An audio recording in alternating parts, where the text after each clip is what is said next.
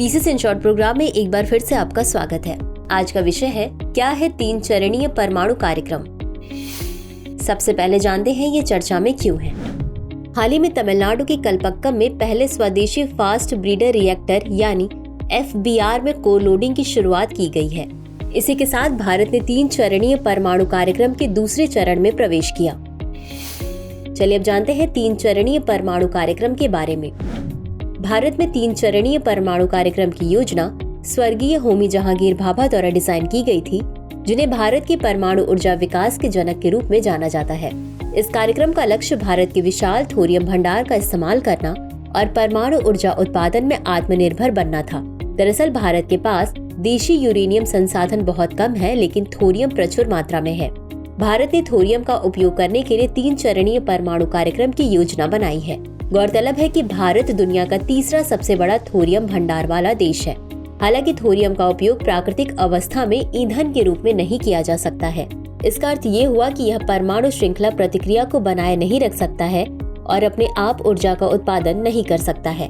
हालांकि थोरियम को U-233 यानी यूरेनियम 233 नामक एक अन्य विखंडनीय तत्व में परिवर्तित किया जा सकता है, जिसका उपयोग अक्सर परमाणु ईंधन के रूप में किया जाता है। थोरियम को U-233 यानी यूरेनियम 233 नामक एक अन्य विखंडनीय तत्व में परिवर्तित करने के लिए भारत ने 3 चरणीय कार्यक्रम लागू किया है। कार्यक्रम के लाभ और चुनौतियां। इस कार्यक्रम से भारत परमाणु ऊर्जा के क्षेत्र में आत्मनिर्भर हो सकता है। भारत में उपलब्ध थोरियम का समुचित उपयोग होगा।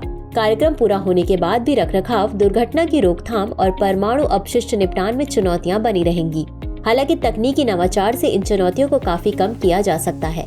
सरकार को भूमि अधिग्रहण और परमाणु ऊर्जा संयंत्रों के लिए उपयुक्त स्थान खोजने में मदद की आवश्यकता हो सकती है। तो चलिए अंत में देखते हैं आज के अभ्यास प्रश्न को। 3 चरणीय परमाणु कार्यक्रम के संदर्भ में निम्नलिखित कथनों पर विचार कीजिए। 1. भारत में इस कार्यक्रम की योजना स्वर्गीय होमी जहांगीर भाभा द्वारा डिजाइन की गई थी। 2. इस कार्यक्रम का लक्ष्य भारत के विशाल थोरियम भंडार का इस्तेमाल करना और परमाणु ऊर्जा उत्पादन में आत्मनिर्भर बनना था। उपर्युक्त में से कौन सा या कौन से कथन सही है या सही है? A केवल 1, B केवल 2, C 1 और 2 दोनों, D न तो 1 और न ही 2। इस प्रश्न का उत्तर कमेंट बॉक्स में जरूर दें। आज के लिए बस इतना ही। धन्यवाद।